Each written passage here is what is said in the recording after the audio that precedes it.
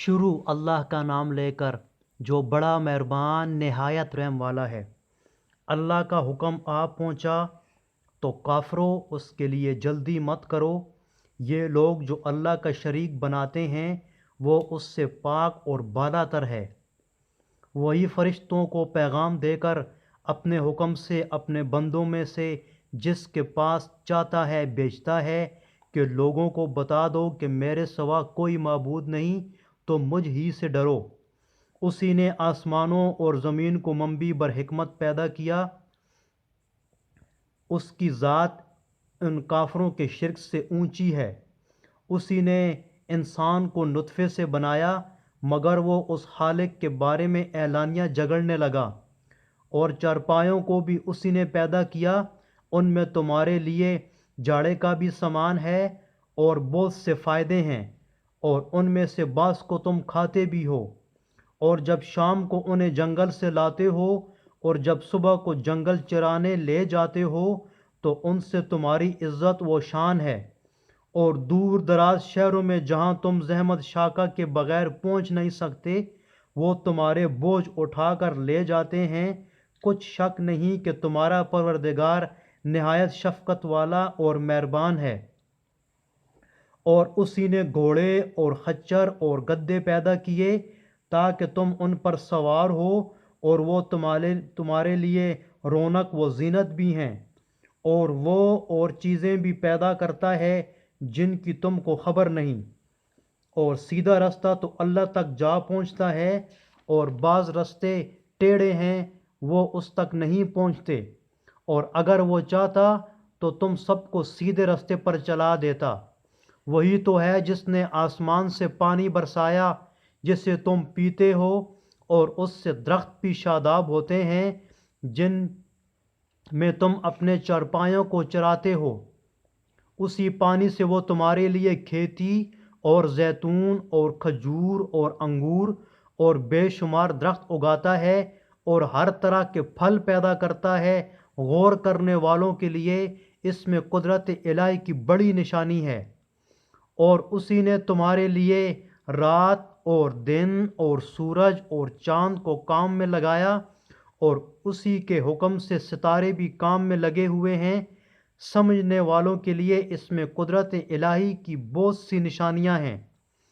اور جو طرح طرح کے رنگوں کے چیزیں اس نے زمین میں پیدا کیں سب تمہارے زیر فرمان کر دیں۔ نصیحت پکڑنے والوں کے لیے اس میں نشانی ہے۔ اور وہی تو ہے جس نے دریا کو تمہارے اختیار میں کیا تاکہ اس میں سے تازہ گوشت کھاؤ اور اس سے زیور موتی وغیرہ نکالو جس سے تم پہنتے ہو۔ اور تم دیکھتے ہو کہ کشتیاں دریا میں پانی کو پھاڑتی چلی جاتی ہیں، اور اس لیے بھی دریا کو تمہارے اختیار میں کیا کہ تم اللہ کے فضل سے معاش تلاش کرو تاکہ اس کا شکر کرو۔ اور اسی نے زمین پر پہاڑ بنا کر رکھ دیے کہ تم کو لے کر کہیں جھک نہ جائیں، اور نہریں اور رستے بنا دیے تاکہ ایک مقام سے دوسرے مقام تک آسانی سے جا سکو۔ اور رستوں میں نشانات بنا دیے، اور لوگ ستاروں سے بھی رستے معلوم کرتے ہیں۔ تو جو اتنی مخلوقات پیدا کرے کیا وہ ویسا ہے جو کچھ بھی پیدا نہ کر سکے؟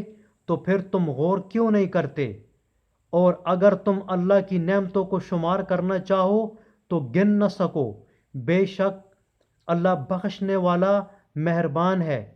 اور جو تم چھپاتے ہو اور جو ظاہر کرتے ہو سب سے اللہ واقف ہے۔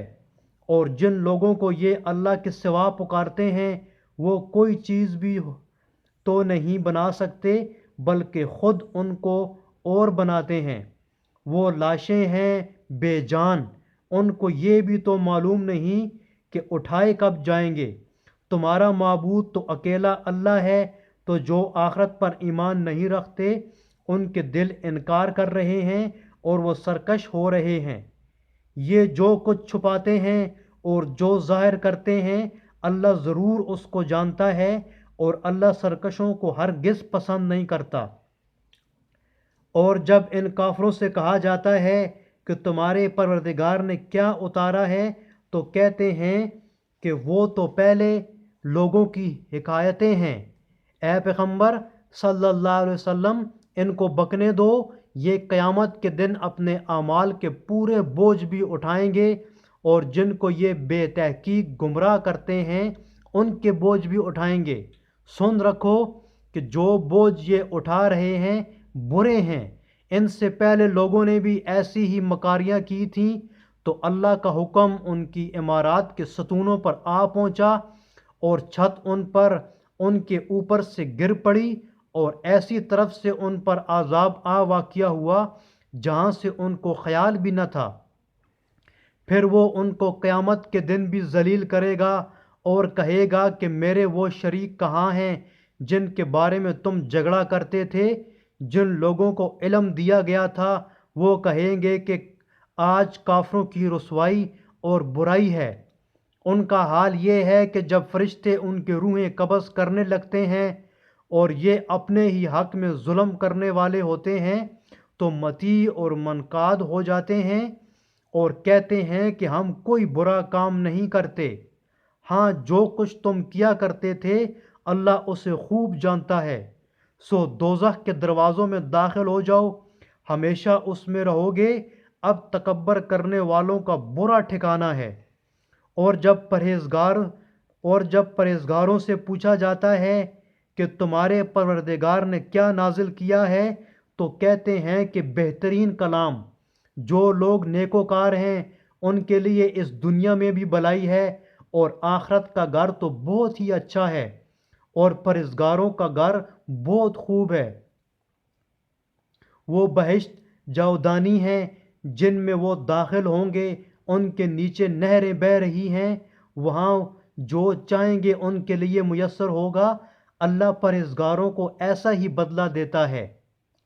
ان کی کیفیت یہ ہے کہ جب فرشتے ان کی جانیں نکالنے لگتے ہیں اور یہ کفر و شرک سے پاک ہوتے ہیں تو سلام علیکم کہتے ہیں، اور کہتے ہیں کہ جو عمل تم کیا کرتے تھے ان کے بدلے میں بہشت میں داخل ہو جاؤ۔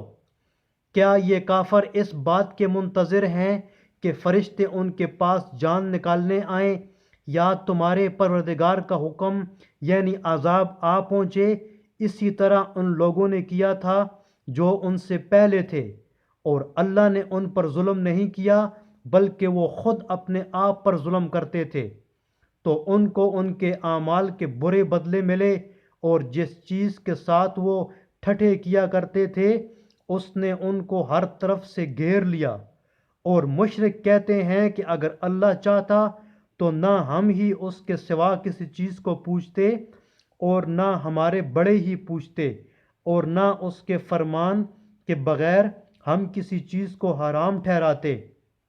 اے پیغمبر صلی اللہ علیہ وسلم، اسی طرح ان سے اگلے لوگوں نے کیا تھا، تو پیغمبروں کے ذمے اللہ کے احکام کو کھول کر سنا دینے کے سوا اور کچھ نہیں۔ اور ہم نے ہر جماعت میں پیغمبر بھیجا کہ اللہ ہی کی عبادت کرو اور بتوں کی پرستش سے اجتناب کرو، تو ان میں سے بعض ایسے ہیں کہ جن کو اللہ نے ہدایت دی، اور بعض ایسے ہیں جن پر گمراہی ثابت ہوئی۔ سو زمین میں